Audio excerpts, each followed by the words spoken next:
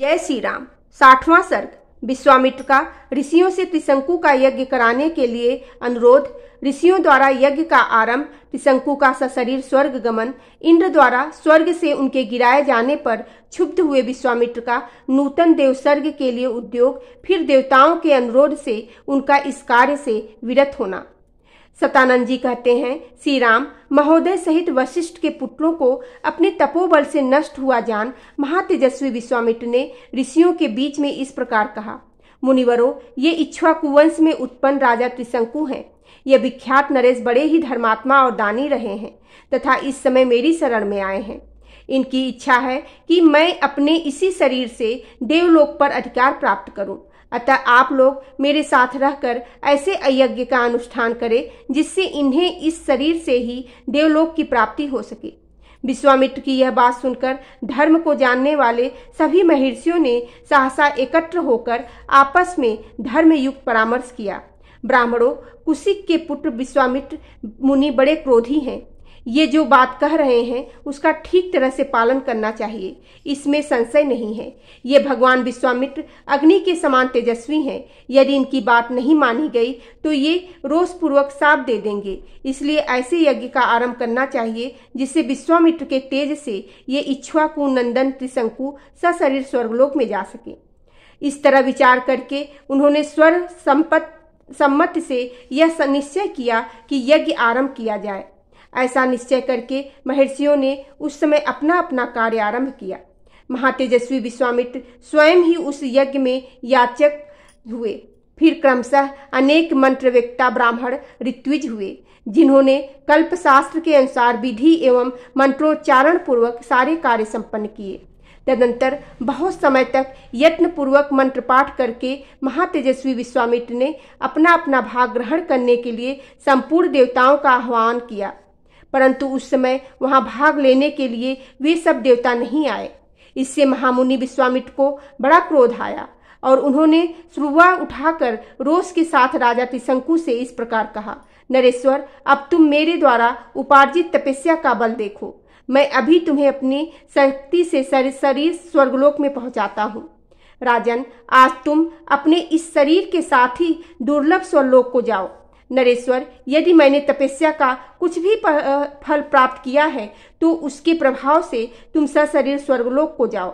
श्री राम विश्वामित्र मुनि के इतना कहते ही राजा त्रिशंकु सब मुनियों के देखते देखते उस समय अपने सशरीर के साथ ही स्वर्गलोक को चले गए। त्रिशंकु को स्वर्गलोक में पहुंचा हुआ देख समस्त देवताओं के साथ पाक शासन इंद्र ने उनसे इस प्रकार कहा, मूर्ख त्रिशंकु, तू यहाँ फिर से लौट जा। तेरे लिए स्वर्ग में स्थान नहीं है।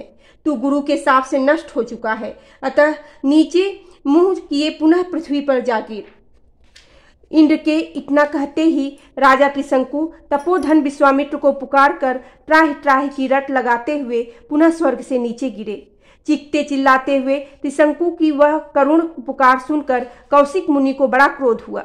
वे त्रिशंकु से बोले, राजन, वहीं ठहर जा, वहीं ठहर जा। उनके ऐसा कहने पर त्रिशंकु बीच में ही लटके रह गए। तत्पश्चात तेजस्वी विश्वामित्र ने ऋषि मंडली के बीच दूसरे प्रजापति के समान दक्षिण मार्ग के लिए नए सप्तऋषियों की दृष्टि सृष्टि की तथा क्रोध से भरकर उन्होंने नवीन नक्षत्रों का भी निर्माण कर डाला।